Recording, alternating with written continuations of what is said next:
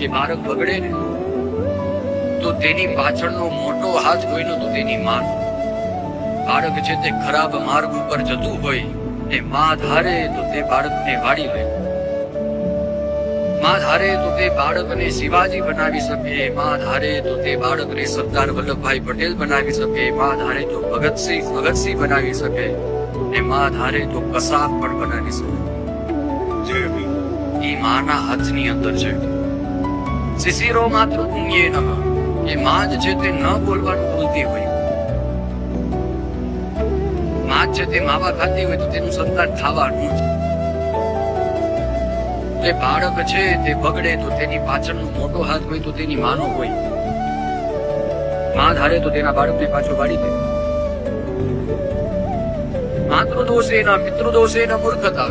એ મૂર્ખતા ક્યાંથી આવે બાળકની? તો પિતામાંથી મૂર્ખતા. પિતા છે તે જેવું કાર્ય કરે, ન પીવાનું પીવે, ન ખાવાનું ખાય, તો બાળક છે તે નાનપણથી તે જ શીખવાનું. તે એ જ વિચાર કરે કે ગૃહસ્થ જીવનની અંદર આવું હોય, તે મોટો થઈને પછી ઝઘડા કરે. એટલે બાળક છે તે મૂર્ખતા ક્યાંથી આવે? તો પિતામાંથી મૂર્ખતા. કાર્પણ્ય વંશ દોષેન. એ કપટતા ક્યાંથી શીખે? તો પરિવારમાંથી કપટતા શીખે. પરિવાર છે તે કપટ કરતો હોય, કોઈની પાસેથી ધન છે તે અનિતિથી કેમ કમાવું, તો તે પરિવારમાંથી શીખે. આત્મદોષેન દરિદ્રતા. એ બાળક છે તે પોતાના દોષના કારણે તે દરિદ્ર રહે છે.